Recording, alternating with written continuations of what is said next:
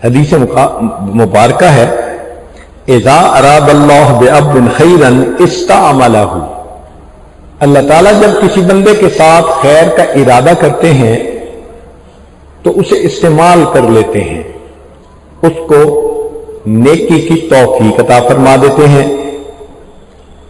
فقیل، پوچھنے والوں نے پوچھا، کیف یستعملہ یا رسول اللہ، اے اللہ کے حبیب صلی اللہ علیہ وسلم اس کو کیسے اللہ تعالیٰ استعمال فرماتے ہیں؟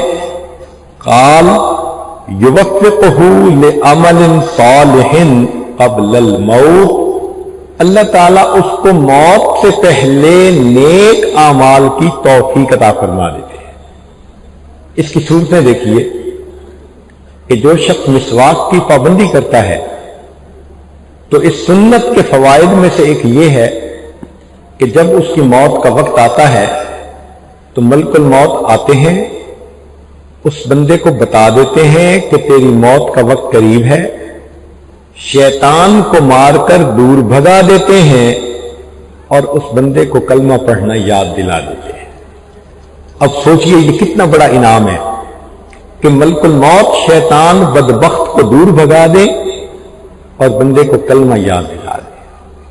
تو جو بندہ اللہ کو پسند ہوتا ہے پھر اللہ تعالیٰ اس کا انجام اچھا کر دیتے ہیں، اس کو نیک اعمال کی توفیق دے دیتے ہیں۔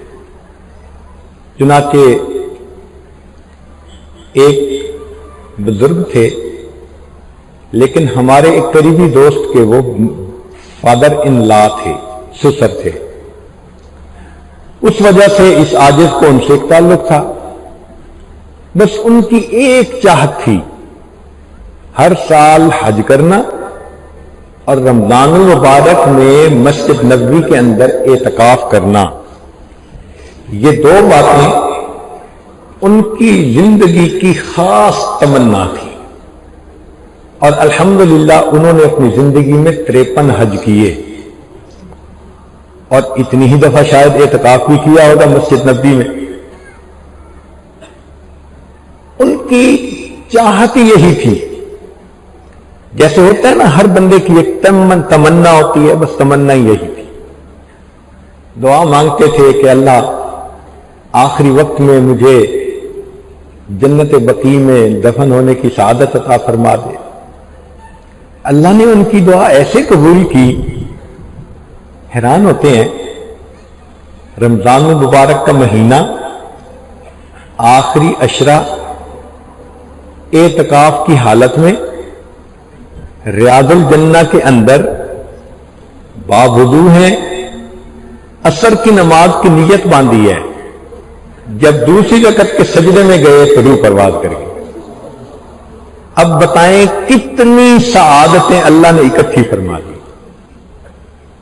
باوضو موت آنا ایک سعادت، پھر مسجد نبوی، پھر رمضان المبارک، آخری عشرہ، اعتکاف کی حالت میں، پھر ریاض الجنہ کے اندر، پھر نماز کی کیفیت، اور پھر سجدے کی حالت میں جب جاتے ہیں تو سجدے میں روح قبض ہوتی ہے، سجدے سے اٹھتے نہیں، وہیں ان کی وفات ہو جاتی ہے۔ جنازہ ہوا، جنت بقیع کے اندر دفن ہو گئے۔ تو جو بندہ اللہ کو پسند ہوتا ہے پھر اللہ اس کا انجام اچھا کر دیتے ہیں۔ ہمارے شہر کے ایک صاحب تھے جو دنیا دار تھے، بہت بڑے بزنس مین تھے، لوگ ان کی امیری کی مثالیں دیتے تھے۔ اللہ کی شان دیکھیں، ان کی والدہ کی وفات ہوئی تو انہوں نے اس عاجز کو بلایا کہ جی آپ رشتہ دار جمع ہیں، کچھ آ کر نصیحت کر دیں تاکہ بچوں کی توجہ نیکی کی طرف ہو جائے۔ ہم نے موقع کو غنیمت سمجھا اور ہم نے وہاں پر ماں کے مقام پر بات کی تاکہ اس کو محسوس ہو کہ اس کے سر سے سایہ چلا گیا۔ اللہ نے اس کے دل کو نرم کر دیا۔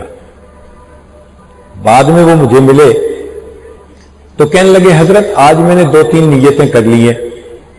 کیا؟ ایک تو نیت میں نے کر لی ہے کہ میں چہرے پہ سنت سجاؤں گا، اور دوسری نیت کر لی ہے کہ میں حافظ قرآن بنوں گا، اور تیسری نیت کر لی ہے میں پابندی سے نماز پڑھوں گا۔ ہم نے دعا دی، بہت اچھا، لیکن واقعی اس نے اپنے الفاظ کو پورا کر دکھایا۔ اس کے بعد اس کی زندگی کی ترتیب ہی بدل گئی۔ پہلے کا انسان کوئی اور تھا، اب یہ انسان بدل گئے۔ اتنا نماز کا اس نے اہتمام کیا کہ ایک عالم کو اس نے اپنی کمپنی میں جاب دی کہ آپ کا کام ہے میں سفر حضر جہاں بھی ہوں وقت پہ مجھے جماعت سے نماز پڑھائیں۔ تو وہ عالم جماعت کرواتے اور یہ پیچھے نماز پڑھتا۔ چند مہینے اس طرح گزرے۔ ایک دن عصر کی نماز پڑھنی تھی تو یہ وضو کر کے آئے اور صف میں کھڑے ہو گئے اور کہنے لگے جی میں اقامت کہتا ہوں۔ اقامت کہتے کہتے جب انہوں نے کہا اشہد ان محمد الرسول اللہ، اتنے الفاظ کہے وہیں پر گرے اور موت آ گئی۔ زندگی دیکھو کیسے گزری، مگر سچی توبہ اللہ کو پسند آ گئی۔ اللہ نے دیکھو کہ موت کیسی دی کہ نماز کی اقامت کہتے ہوئے کلمہ پڑھ رہے ہیں اور اس دنیا سے جا رہے ہیں۔ تو اللہ رب العزت جب کسی بندے سے خوش ہوتے ہیں تو اس کو موت کے قریب ایسی اچھی موت عطا فرما دیتے ہیں، اور جب کسی بندے سے ناراض ہوتے ہیں تو پھر اس کو اللہ تعالیٰ بری موت دیتے ہیں۔ چنانچہ ایک مرتبہ ایک علاقے میں جانا ہوا، وہاں ایک وکیل صاحب سے ملاقات ہوئی۔ وہ وکیل صاحب دہریے تھے، ملے تو کہنے لگے جی کہ میں تو اللہ کو نہیں مانتا۔ ہم نے اسے سمجھانے کی کوشش کی مگر وہ سمجھنے پر آمادہ ہی نہیں تھے۔ کہنے لگے جی جتنے آپ اللہ سے ڈرتے ہیں میں نہیں ڈرتا۔ جب اس نے یہ الفاظ کہے تو یہ آج سمجھ گیا کہ یہ ضد پر ہے، حمیت الجاہلیہ، اس وقت یہ بات نہیں مانے گا۔ تو کہا کہ اچھا بھئی اگر آپ نہیں ڈرتے تو پھر آپ تیار رہیں، اللہ کے عذاب کا کوڑا تو آئے گا۔ کہتے ہیں دیکھی جائے گی۔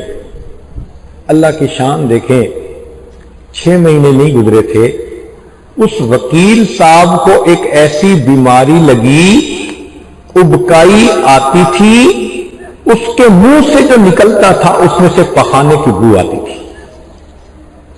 اللہ نے دنیا میں دکھا دیا جس زبان سے تم اپنے مالک کی شان میں گستاخی کرتے ہو، ہم اس منہ سے اگر نعمتیں کھلا سکتے ہیں، ہم اسی منہ سے پخانہ بھی نکال سکتے ہیں۔